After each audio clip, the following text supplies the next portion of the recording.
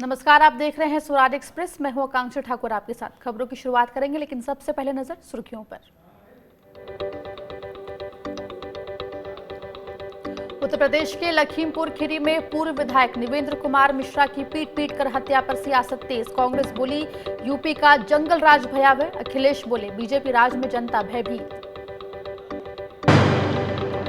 अर्थव्यवस्था के मुद्दे पर राहुल गांधी का मोदी सरकार पर हमला। गब्बर सिंह टैक्स ने बर्बाद कर दिए छोटे व्यापारी। राज्यों का बकाया जीएसटी भी नहीं दे पा रहा केंद्र।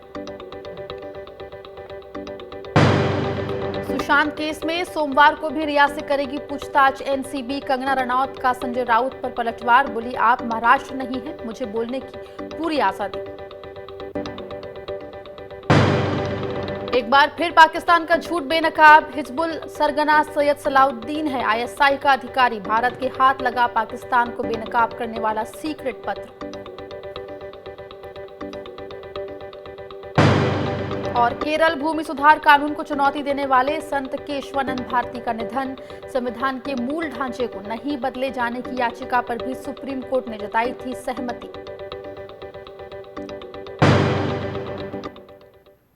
उत्तर प्रदेश में अपराध कम होता नजर नहीं आ रहा। बड़ी घटना लखीमपुर खीरी में घटी है, जहां जमीन के विवाद में पूर्व विधायक निवेंद्र कुमार मिश्रा की पीट कर हत्या कर दी गई। इतना ही नहीं, पूर्व विधायक के बेटे को भी पीट कर अधमरा कर दिया गया। घटना रविवार की है, जहां निघासन विधानसभा से 3 बार निर्दलीय विधायक रहे निवेंद्र कुमार मिश्रा उर्फ मुन्ना की दबंगों ने पीट कर हत्या कर दी। लखीमपुर खीरी में जमीनी विवाद में पूर्व विधायक को बचाने आए उनके बेटे को भी जमकर पीटा गया। उनकी हालत भी नाजुक है। इस मामले में पुलिस पर दबंगों से मिलीभगत का आरोप है। घटना लखीमपुर खीरी की तहसील पलिया के त्रिलोकिया पड़ुआ की है। गांव पड़वा थाना संपूर्ण नगर में एक भूमि को लेकर 2 पक्षों के मध्य विवाद था, जिसमें पूर्व विधायक श्री नरेंद्र मिश्रा जी भी पहुंचे थे। उसी विवाद में मौके पर हल्की फुल्की कहासुनी हुई। कहासुनी के दौरान माननीय विधायक जी गिर पड़े। उनको सीएचसी पलिया ले जाया गया। वहाँ से उनको कपूर हॉस्पिटल ले जाया गया, जहाँ उन्हें ब्रॉड डेड घोषित कर दिया गया। अभी तक उनके जो शरीर था उस पर कोई जाहिरा चोट का ऐसा कोई निशान नहीं था। बाकी हम लोग मौके पे जा रहे हैं और तथ्यों के आधार पर कड़ी कार्रवाई की जाएगी। लखीमपुर खीरी जिले में 75 साल की बुजुर्ग पूर्व विधायक निवेंद्र मिश्रा की पीट कर हत्या पर यूपी की राजनीति गरमाई हुई है। पूर्व मुख्यमंत्री और समाजवादी पार्टी के अध्यक्ष अखिलेश यादव ने योगी सरकार पर निशाना साधा। अखिलेश ने ट्वीट कर कहा कि पुलिस की मौजूदगी में आज दिन दहाड़े लखीमपुर में 3 बार के विधायक रहे निवेंद्र मुन्ना जी की निर्मम हत्या और उनके पुत्र पर हुए कातिलाना हमले से प्रदेश हिल गया है। बीजेपी राज में प्रदेश की जनता कानून व्यवस्था के विषय पर चिंतित ही नहीं, भयभीत भी है।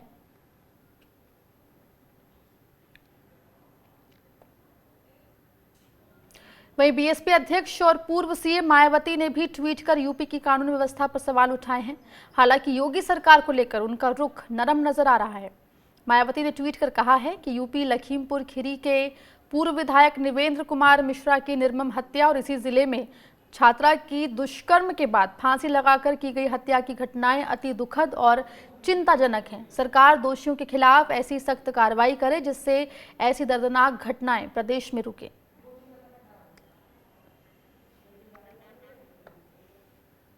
वहीं यूपी में पूर्व विधायक की हत्या पर कांग्रेस ने योगी सरकार पर निशाना साधा। कांग्रेस नेताओं का कहना है कि लॉ एंड ऑर्डर के मुद्दे पर योगी सरकार पूरी तरह से फेल है। पूरे प्रदेश में अराजकता फैल गई है, अपराधियों के हौसले बुलंद हैं, लेकिन योगी सरकार अपनी मस्ती में मस्त है।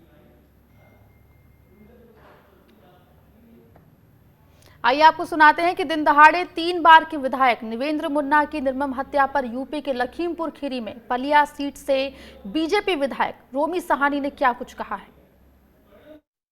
इस पूरी घटना की जांच करेंगे। जो भी दोषी लोग होंगे उनको किसी भी कीमत पर बख्शा नहीं जाएगा।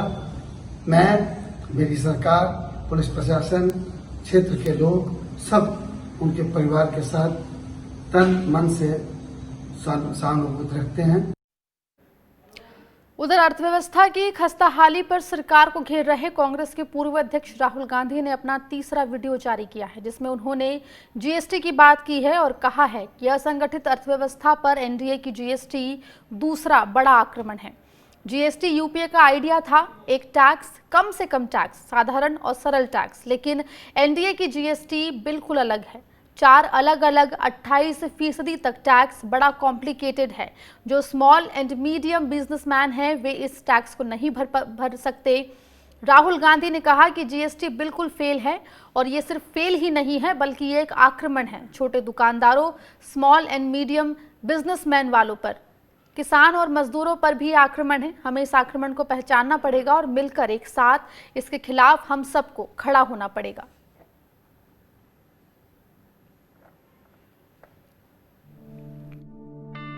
असंगठित अर्थव्यवस्था पर दूसरा बड़ा आक्रमण जीएसटी।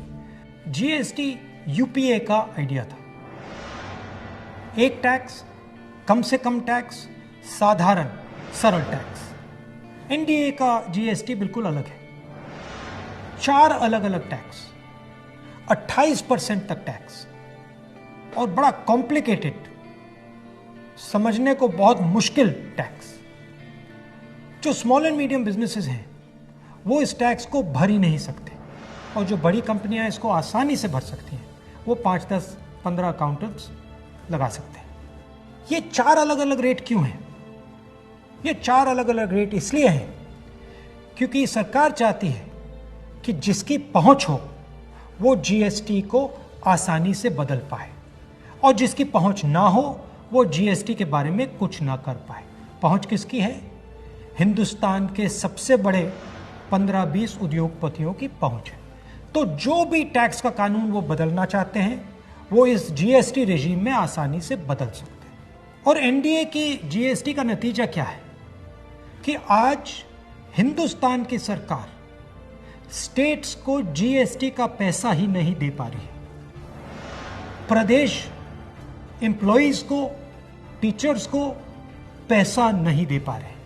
तो जीएसटी बिल्कुल फेल है, मगर ये सिर्फ फेल नहीं है, ये एक आक्रमण है गरीबों पर, स्मॉल एंड मीडियम बिजनेसेस पर। जीएसटी टैक्स की व्यवस्था नहीं है, जीएसटी हिंदुस्तान के गरीबों पर आक्रमण है।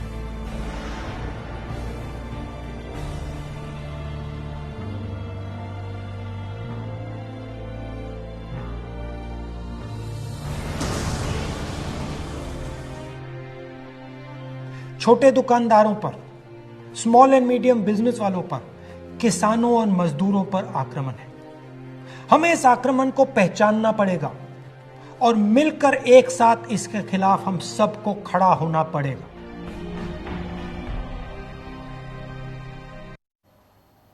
कांग्रेस के वरिष्ठ नेता राशिद अल्वी ने अर्थव्यवस्था को लेकर वित्त मंत्री निर्मला सीतारमण पर निशाना साधा है। उन्होंने वित्त मंत्री पर झूठ बोलने और जनता को गुमराह करने का आरोप लगाया। उन्होंने कहा कि सरकार के हिसाब से जीडीपी 23% कम हुई है, लेकिन हकीकत में 50% जीडीपी कम हुई है। सरकार के पास ना तो नौकरी है और ना ही प्लानिंग। 23% माइनस है, लेकिन सच्चाई ये है कि ये 50% कम से कम हुई है। फाइनेंस मिनिस्टर का ये कहना कि वो नौकरियां दे रही हैं, सिर्फ देश को गुमराह करने वाली बात है। ना उनके पास नौकरियां हैं, ना वो दे सकते हैं, ना उनके पास कोई प्लानिंग है, ना स्ट्रेटेजी है। फाइनेंस मिनिस्टर सिर्फ झूठ बोलने के अलावा कोई काम नहीं करती हैं। वो देश के लोगों को गुमराह कर रही हैं। उधर यूपी के शाहजहांपुर में बीजेपी की नीतियों के खिलाफ एनएसयूआई कार्यकर्ताओं ने ताली थाली बजाकर विरोध प्रदर्शन किया। एनएसयूआई के जिलाध्यक्ष पवन मिश्रा ने कहा कि बेरोजगारी और चरमराती अर्थव्यवस्था से देश के युवाओं का भविष्य खतरे में है, जिससे छात्र युवा हताश और निराश हैं।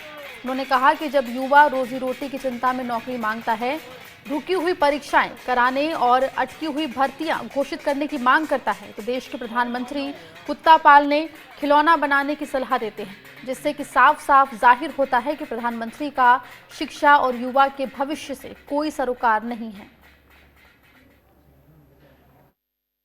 थाली और ताली बजाने का जो कार्यक्रम किया है उसका मेन उद्देश्य यही है कि जो केंद्र और प्रदेश की सरकार है वो बिल्कुल बहरी और गूंगी हो चुकी है, उसको जगाने का काम हम युवाओं ने किया है।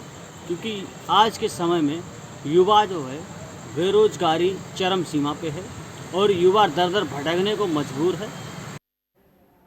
वहीं रोजगार दो अभियान के लिए भारतीय युवा कांग्रेस ने मिस्ड कॉल नंबर जारी किया है। इस मिस्ड कॉल नंबर के जरिए पूरे देश के युवा भारतीय युवा कांग्रेस के रोजगार दो अभियान से जुड़कर मोदी सरकार से रोजगार की मांग करेंगे। भारतीय युवा कांग्रेस के राष्ट्रीय प्रवक्ता विकास वर्मा ने बताया कि मोदी सरकार के गलत आर्थिक फैसलों की वजह से देश की अर्थव्यवस्था बर्बाद हो चुकी है, करोड़ों युवा बेरोजगार हो चुके हैं, वहीं 14 करोड़ लोगों की नौकरियां खतरे में हैं।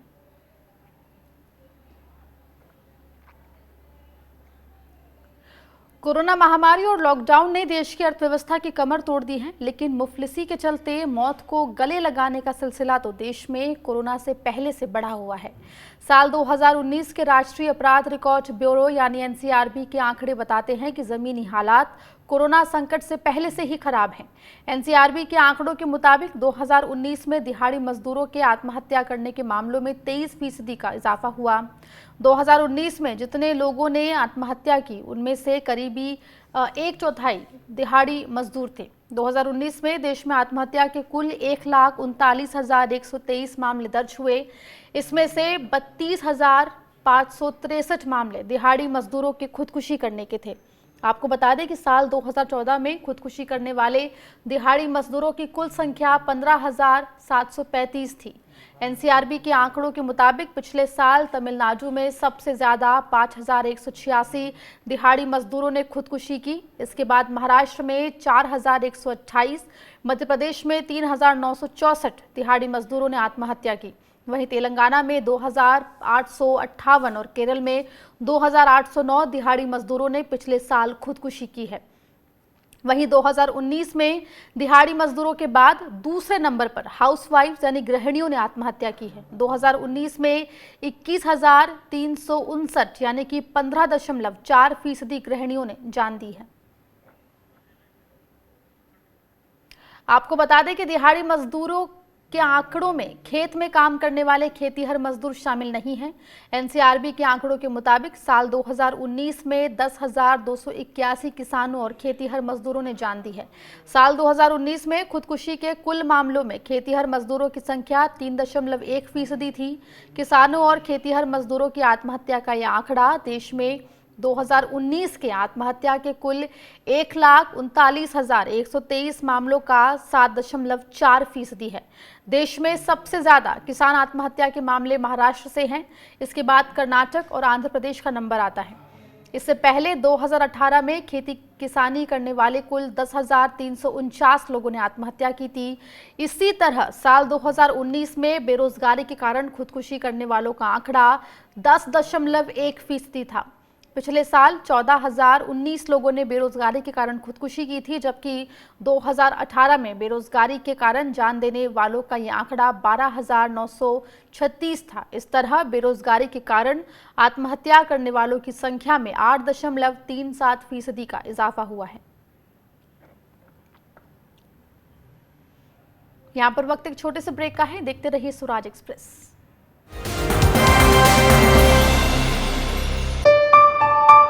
चलो इतिहास के कुछ पन्ने पलटते हैं। चलो उस दौर में कुछ दूर चलते हैं। हो बात ग्वालियर की या हो कहानी मुमताज की, बेगम नवाब की झलकियां या हो बात काले ताज की, हर तरफ पसरा यहाँ इतिहास है। यूं ही नहीं कहते सभी, मध्य प्रदेश तो कुछ खास है। वक्त के निशान।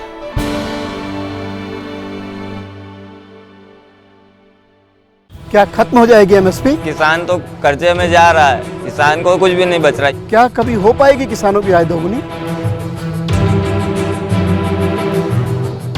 क्यों किसानों से बड़े हैं कॉर्पोरेट के मुद्दे? क्या कभी मिल पाएगी हमारे किसानों को भी पश्चिमी देशों के किसानों जैसी सब्सिडी? क्यों भारत में बढ़ रहे हैं अमेरिका और चीन के कृषि उत्पाद? क्यों किसान के लिए महंगा है कर्ज और कॉरपोरेट के लिए सस्ता?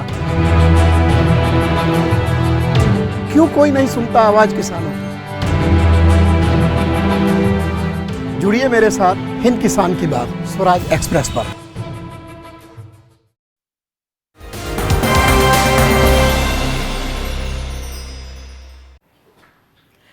भारतीय एजेंसियों के हाथ लगे एक दस्तावेज में पाकिस्तानी खुफिया एजेंसी ने माना है कि हिजबुल सरगना आतंकी सैयद सलाउद्दीन आईएसआई का अधिकारी है। दस्तावेज में सलाउद्दीन की सिक्योरिटी क्लियरेंस से संबंधित आदेश दिए गए हैं। 2019 के इस दस्तावेज में बाकायदा कहा गया है कि सलाउद्दीन आईएसआई का एक बोनाफाइड अधिकारी है और उसकी गाड़ी को बिना वजह ना रोका जाए। भारत में कई आतंकी हमलों के पीछे सलाउद्दीन का हाथ रहा है। 2016 के पठानकोट हमले के पीछे भी सलाउद्दीन मास्टरमाइंड था। इतना ही नहीं, अमेरिका भी सलाउद्दीन को आतंकी घोषित कर चुका है।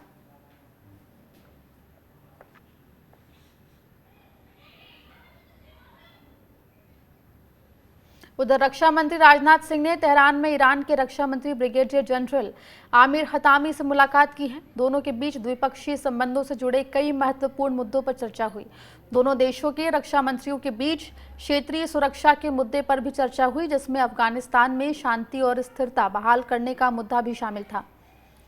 हम आपको बता दें कि रूस का दौरा खत्म कर लौट रहे रक्षा मंत्री राजनाथ सिंह अचानक ईरान पहुंचे।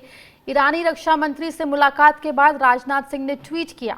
दोनों रक्षा मंत्रियों ने द्विपक्षीय सहयोग को आगे बढ़ाने पर चर्चा की और अफगानिस्तान में शांति और स्थिरता सहित क्षेत्रीय सुरक्षा के मुद्दों पर विचारों का आदान प्रदान किया। उन्होंने ये भी कहा कि दोनों मंत्रियों की बैठक बहुत ही सौहार्दपूर्ण और गर्मजोशी के माहौल में हुई।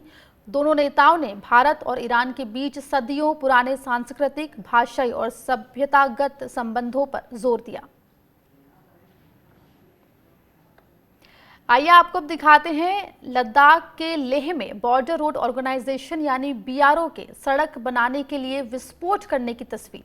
लेह में सड़क बनाने के लिए चट्टानों को ब्लास्ट कर तोड़ा गया। बीआरओ के इंजीनियर्स ने पूरी सावधानी और सुरक्षा इंतजामों के साथ ब्लास्ट किया। आपको बता दें कि बीआरओ लेह में सेना के भारी वाहनों की आवाजाही के लिए सड़क बना रहा है। आपको ये भी बता दें कि हाल ही में बीआरओ ने लेह के पास 3 पुलों का भी निर्माण किया ताकि LAC तक सेना के टैंक और दूसरी भारी गाड़ियां आसानी से पहुंच सके। तीनों पुलों को बीआरओ ने 3 महीने के भीतर तैयार करके दिखाया है।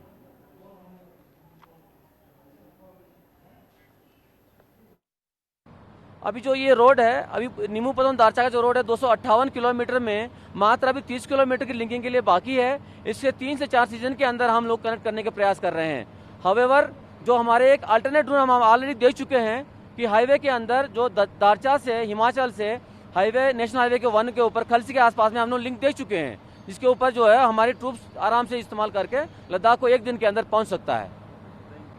अभी जो ये रोड है, अभी नीमूपदम दारचा का जो रोड है 258।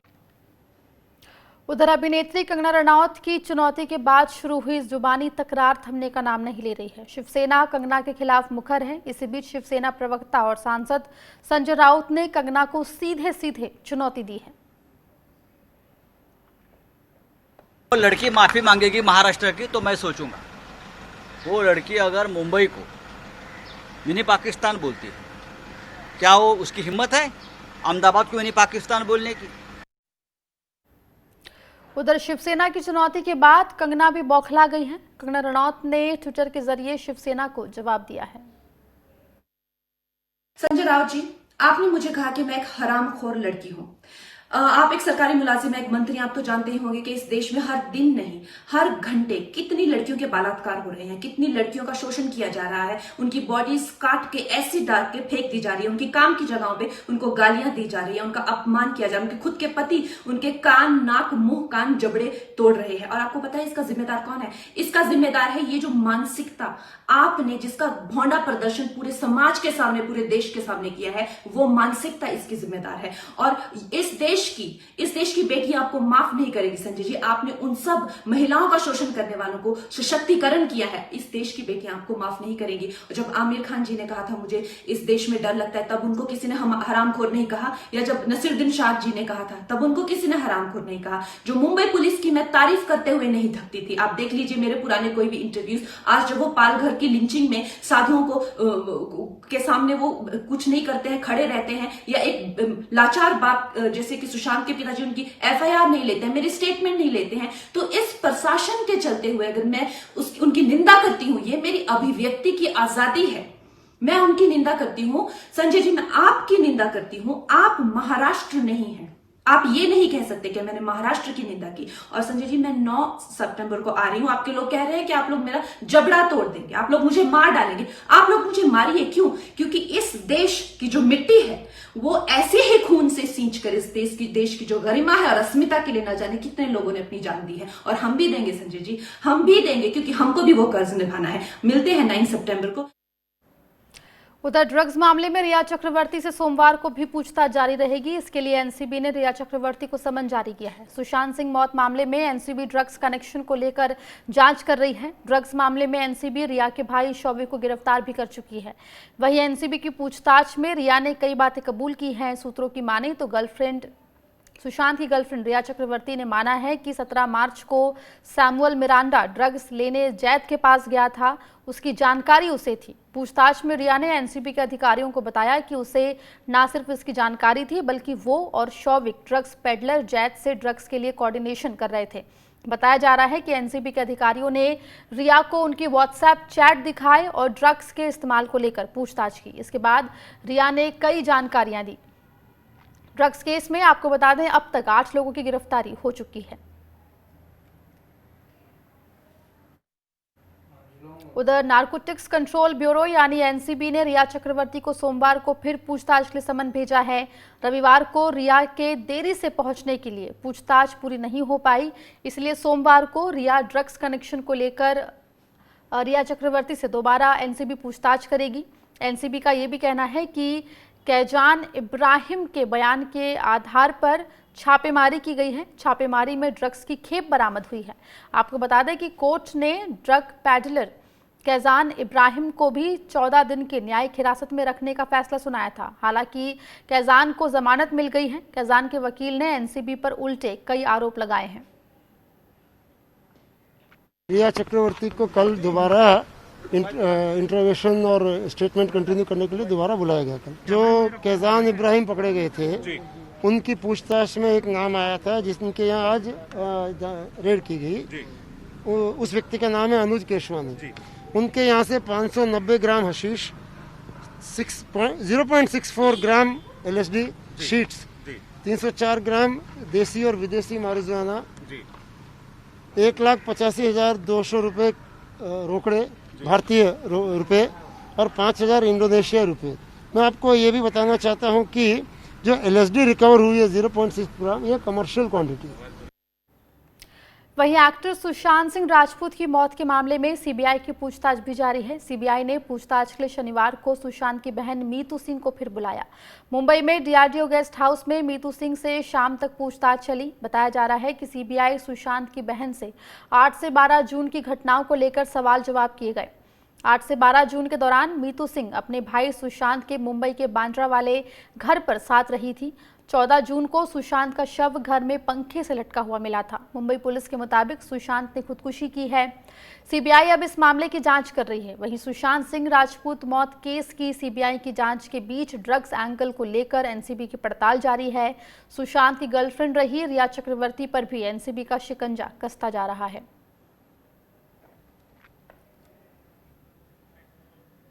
वक्त एक छोटे से ब्रेक का है, फौरन लौट रहे हैं।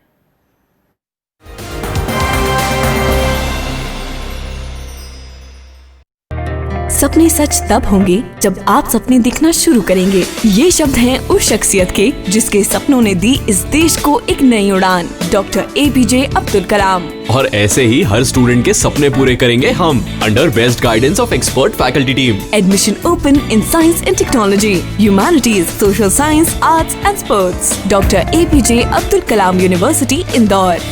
For the details, contact 1800-300-26072.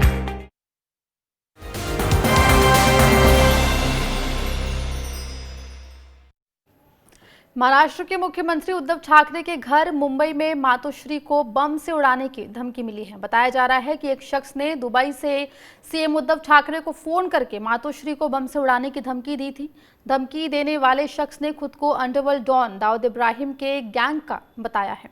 वहीं महाराष्ट्र सरकार में मंत्री अनिल परब ने दाऊद इब्राहिम से मुख्यमंत्री को आए फोन की पुष्टि की है। मुंबई पुलिस मामले की जांच में जुटी है।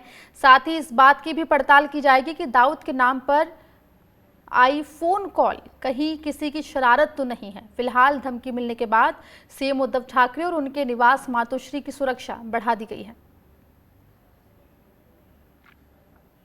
महाराष्ट्र के मुख्यमंत्री उद्धव ठाकरे के घर मातोश्री को उड़ाने की धमकी पर राज्य के कैबिनेट मंत्री एकनाथ शिंदे ने कहा कि दाऊद इब्राहिम हो या कोई और, शिवसेना किसी से डरती नहीं है। मामले की जांच कर कड़ी कार्रवाई की जाएगी।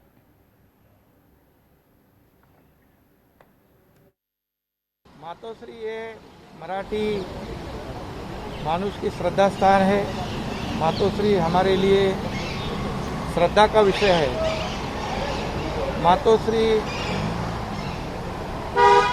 के तरफ ऐसे कोई टेढ़े नज़र से देखने वाला अभी पैदा नहीं हुआ है। दाऊद क्या, उसका बाप क्या, उसका पूरी 7 पीढ़ी जो नीचे आएगी तो भी मातोश्री को कुछ भी क्षति पहुंचा नहीं पाएगा वो। ऐसे पहले बार भी पाकिस्तान ने शिवसेना प्रमुख जी को भी धमकी दी थी, लेकिन पाकिस्तान भी किसी का बाल बांका नहीं कर पाया है और शिवसेना ऐसे कोई भी धमकी से ना डरी है। संविधान के मूल ढांचे का सिद्धांत दिलाने वाले संत केशवानंद भारती का निधन हो गया है। उनका निधन 79 साल की उम्र में केरल में हुआ। केशवानंद भारती का इडनीर मठ में निधन हुआ है। वो उम्र संबंधित बीमारियों से जूझ रहे थे। केशवानंद भारती को संविधान का रक्षक भी कहा जाता है। 47 साल पहले सुप्रीम कोर्ट ने केशवानंद भारती बनाम स्टेट ऑफ केरल मामले में एक ऐतिहासिक निर्णय सुनाया था, जिसके अनुसार संविधान की प्रस्तावना के मूल ढांचे को बदला नहीं जा सकता। दरअसल भारती ने केरल भूमि सुधार कानून को चुनौती दी थी, जिस पर सुनवाई करते हुए सुप्रीम कोर्ट ने संविधान की मूल ढांचे का सिद्धांत दिया था। इस निर्णय को देने वाले 13 न्यायाधीश थे, जो कि शीर्ष अदालत की सबसे बड़ी संविधान पीठ थी। केशवानंद भारती बनाम केरल राज्य मामले पर 68 दिन तक सुनवाई हुई थी। उधर संत केशवानंद भारती के निधन पर पीएम मोदी ने दुख जाहिर किया और ट्वीट के जरिए उन्हें श्रद्धांजलि दी। पूज्य केशवानंद भारती जी को हम सामुदायिक सेवा के लिए, उनके योगदान और दलितों को सशक्त बनाने के लिए हमेशा याद रखेंगे। उन्हें भारत की समृद्ध संस्कृति और हमारे महान संविधान से गहरा लगाव था। वो पीढ़ियों को प्रेरित करते रहेंगे। उधर आईपीएल के स्केड्यूल का ऐलान हो गया है। कोरोना की वजह से इस बार आईपीएल दुबई में यूएई में खेला जा रहा है। ड्रीम 11 आईपीएल का पहला मुकाबला मुंबई इंडियंस और चेन्नई सुपर किंग्स के बीच खेला जाएगा। टूर्नामेंट में कुल 60 मैच खेले जाएंगे। 10 नवंबर को फाइनल मुकाबला खेला जाएगा। इस बात की पूरी जानकारी बीसीसीआई ने दी है।